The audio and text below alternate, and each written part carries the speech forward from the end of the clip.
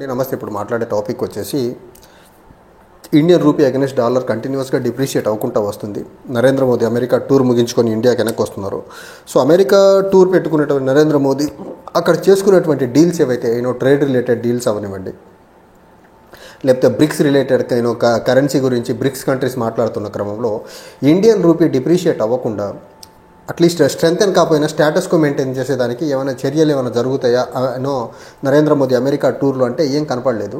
And Indian rupee depreciate అయ్యేదానికి ప్రధాన కారణం వచ్చేసి ఫస్ట్ ఇంటర్నేషనల్గా India is a energy dependent country కాబట్టి majority of the Indian energy needs be it petrol, crude oil as well as natural gas మొత్తం import చేసుకోవాలి. కాబట్టి రోజు రోజుకి డొమెస్టిక్ నీడ్స్ పెరుగుతున్నాయి. కాబట్టి దాంతోపాటు గోల్డ్ కూడా Indian gold import to the India కూడా పెరుగుతుంది. కాబట్టి ఈ క్రమంలో ఇంటర్నేషనల్ ట్రాన్స్బౌండరీ ట్రాన్సాక్షన్స్ అన్ని డాలర్లో జరగాలి. కాబట్టి డెఫినెట్గా డాలర్కి డిమాండ్ పెరుగుతుంది, ఇండియన్ రూపీ యొక్క డిమాండ్ తగ్గుతుంది.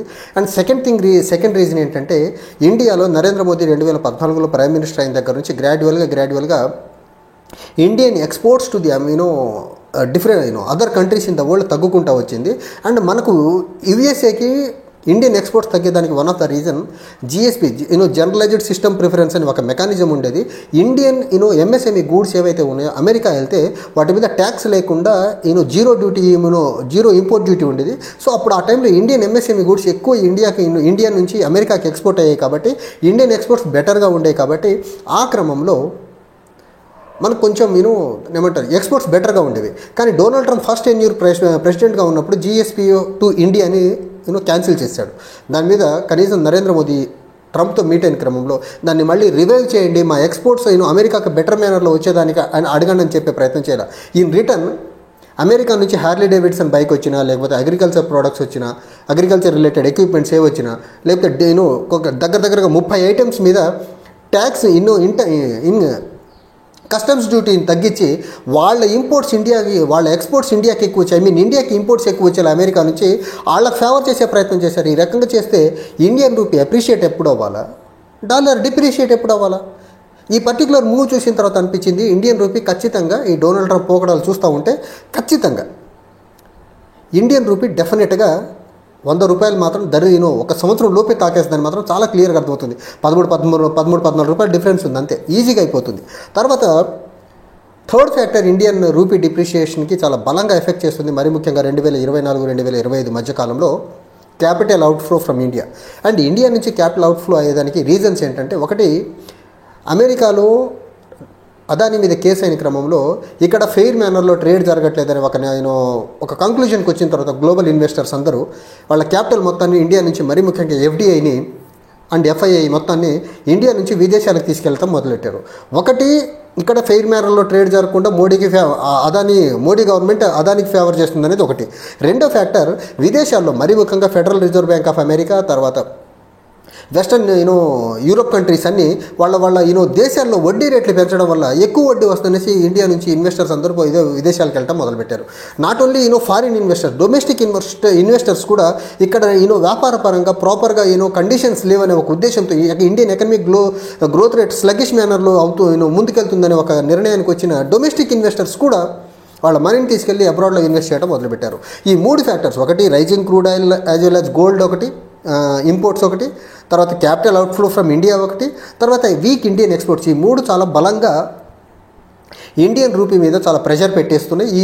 దీనివల్ల ఆర్బీఐ దగ్గర ఉన్నటువంటి ఫారెక్స్ రిజర్వ్స్ ఏవైతే ఉన్నాయో అవి గ్రాడ్యువల్గా తగ్గుతున్నాయి. ఎందుకంటే ఆర్బీఐ ఇక్కడ తప్పనిసరి పరిస్థితుల్లో కరెన్సీ యొక్క ఎక్స్చేంజ్ వాల్యూని స్టెబిలిటీ మెయింటైన్ చేయడం కోసం ఆర్బీఐ తన దగ్గర ఉన్నటువంటి డాలర్ రిజర్వ్స్ ఫారెక్స్ రిజర్వ్స్ ఏవైతే ఉన్నాయో వాటిని ఎక్కువ మొత్తంలో మార్కెట్లో వదులుకుంటా రూపీని అట్లీస్ట్ మరీ డ్రాస్టిక్గా డిటీరియేట్ అవ్వకుండా, డ్రాస్టిక్ ఫాల్ అవ్వకుండా ఆ 76-77 మధ్య మెయింటైన్ అవ్వకుంటూ ఉండేదానికి ఆర్బీఐ తన దగ్గర ఉన్న డాలర్స్ని మార్కెట్లో వదిలే ప్రయత్నం చేస్తుంది. దానివల్ల రూపీ 77 దాటి 80కి వెళ్ళట్ల, 77-66 రూపాయల మధ్య ఒక dollar is equal to 86-87 rupees మధ్య ఫ్లక్చువేట్ అవ్వుకుంటూ వస్తుంది.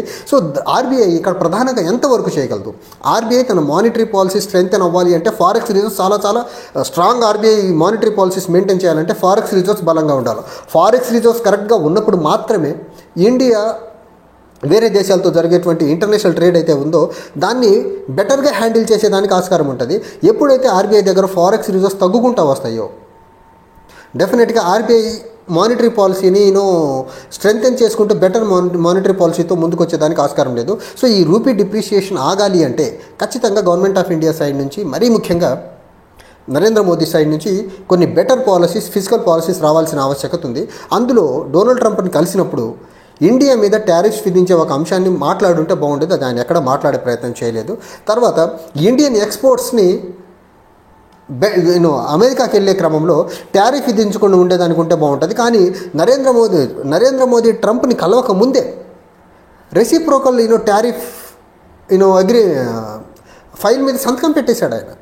సో అమెరికన్ గూడ్స్ మీద మనం ఏ రకంగా అయితే టారిఫ్ విధిస్తామో, సిమిలర్ టారిఫ్ ఇండియన్ గూడ్స్ అమెరికాకి వెళ్తే అలాంటి టారిఫ్ విధిస్తాం. Not only India, just BRICS countries లేకపోతే అమెరికన్ ఇంట్రెస్ట్ని దెబ్బకొట్టే ఏ కంట్రీ మీద విధిస్తానన్న ఫైల్ మీద ఆయన సంతకం చేసేసాడు మోడీ కలవక ముందే. అండ్ మోడీ కలిసిన తర్వాత ఇండియన్ ఎకానమీని స్ట్రెంగ్తెన్ చేసేదానికి ఒక్క మాట కూడా ఇద్దరు ఈ మీటింగ్లో మాట్లాడే ప్రయత్నం చేయలేదంటే ఖచ్చితంగా రాబోయే రోజుల్లో ఇండియన్ రూపీ మీద డాలర్ ప్రభావం ఎక్కువ పడుతుంది. ఆ క్రమంలో ఇంకా ఇండియన్ రూపీ తగ్గుకుంటా వచ్చి అది దగ్గరగా ఒక డాలర్ ఇచ్చుకొని 100 రూపీస్ అయ్యేదానికైతే చాలా క్రిస్టల్ క్లియర్గా అయితే కనిపిస్తూ ఉంది. తర్వాత ఇప్పుడు ఎఫ్డిఐ అట్రాక్ట్ చేసేదానికి గవర్నమెంట్ ఆఫ్ ఇండియా సైడ్ నుంచి అండ్ ఆర్బీఐ సైడ్ నుంచి కూడా better policy, better monetary, physical policies లేకుండా ఫారిన్ ఇన్వెస్టర్స్ ఇండియాకి వచ్చేదానికి ఆస్కారం అయితే కనపడట్లేదు. ఫారిన్ ఇన్వెస్టర్స్ ఇండియాకి రాకుండా, లేకపోతే ఇక ఇండియా నుంచి బయటికి వెళ్ళిపోయిన డొమెస్టిక్ ఇన్వెస్టర్స్ మనీ వెనక్కి తీసుకురాకుండా రూపీ డిప్రిషియేషన్ నియర్ ఫ్యూచర్లో ఆగే ప్రయత్నం కనబడట్లా. అండ్ స్ట్రక్ అయిపోయిన ఎకనమిక్ యాక్టివిటీ ఏదైతే ఉందో అది మళ్ళీ మొమెంటం అందుకొని బెటర్ మేనర్లో ఇప్పుడు 6.3 నుంచి పెరుగుకుంటూ 7 and 8% ఆర్ బియాండ్ 8% మర్చిపోండి, అట్లీస్ట్ 6.3 నుంచి పెరుగుకుంటూ ముందుకు వచ్చేదానికి ఆస్కారం ఉందా అంటే ఇక్కడ RBI policies as well as government of India policies, at the same time American యొక్క ట్రంప్ తీసుకున్నటువంటి దుందుడుకు చర్యలన్నిటినీ ఈ మూడు బ్యాలెన్స్ అయితే తప్ప అమెరికన్ పాలసీస్కి ఇండియాకి ఎగ్జామ్షన్ ఇవ్వకుండా ఖచ్చితంగా బ్రిక్స్ కంట్రీస్ అన్నిటినీ ట్రీట్ చేసినట్టు ఇండియన్ కానీ ట్రీట్ చేయగలిగితే మాత్రం దాని ప్రభావం ఖచ్చితంగా ఇండియన్ రూపీ మీద పడుతుంది. అండ్ ఇండియన్ రూపీ మాత్రం ఖచ్చితంగా ఆ ప్రభావానికి తట్టుకోలేక డాలర్కి అగెనెస్ట్గా డిప్రిషియేట్ అవ్వకుండా వచ్చి 100 రూపీస్ దాటిని ఆశ్చర్యపోని అవసరం లేదు. అండ్ ట్రంప్ చాలా క్లియర్గా ఉన్నాడు, మాకు ఎలాంటి ట్రీట్మెంట్ వస్తుందో మేము అలాంటి ట్రీట్మెంటే మీకు రిటర్న్ ఇస్తామని చెప్పే ప్రయత్నం చేస్తున్నారంటే ఖచ్చితంగా డొనాల్డ్ ట్రంప్ అమెరికన్ ఇంట్రెస్ట్ కాపాడుకుంటూ ముందుకెళ్లే క్రమంలో వాళ్ళ ఇంట్రెస్ట్కి అనుగుణంగా ఇండియా ఉంటే తప్ప, వాళ్ళ ఇంట్రెస్ట్కి అనుగుణంగా ఇండియా ఉండాలంటే ఇండియన్ ఎకానమీ గ్రోత్ ప్రాపర్గా ఉండేదానికి ఆస్కారం లేదు, రివైవ్ అయ్యేదానికి ఆస్కారం లేదు, అండ్ రూపీ డిప్రిషియేషన్ ఆగేదానికి అంతకంటే ఆస్కారం లేదు. ఇప్పుడు ట్రంప్ ప్రెసిడెంట్ అయిన తర్వాతనే దగ్గరగా 3 నుంచి 4 రూపాయలు డిఫరెన్స్ వచ్చేసింది డాలర్కి రూపీకి. ఇంక ఈ రకంగా పెరుగుకుంటే లేదానికి ఆస్కారం ఉంది తప్ప ట్రంప్ చర్యలు చూస్తూ ఉంటే తగ్గేదానికి ఆస్కారం కనపడట్లా.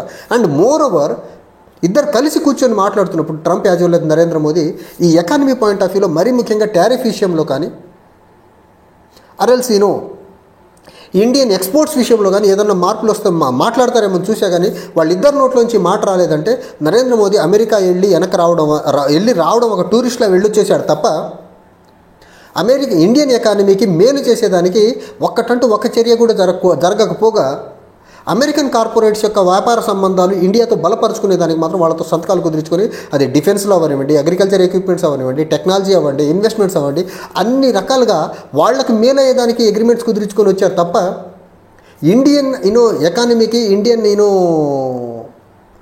ఇండియా యాజ్ ఎ హోల్ దేశానికి మేలయ్యేదానికి ఒక్క పాలసీ జరిగేదానికి ఆస్కారం అయితే కనపడట్లేదు ఇక్కడెక్కడ. చూడాలి ఈ పాలసీస్ ఇప్పుడు ఏదైతే ఈ కాంపాక్ట్ కింద ఇన్వెస్ట్మెంట్, ట్రేడ్, డిఫెన్స్ వీటి మీద జరిగినటువంటి అగ్రిమెంట్స్ రూపీని ఇంకా ఎంతగా డిప్రిషియేట్ చేసుకెళ్ళి ఎక్కడ ఆపుతాయనేది చూడాలి. Thank you.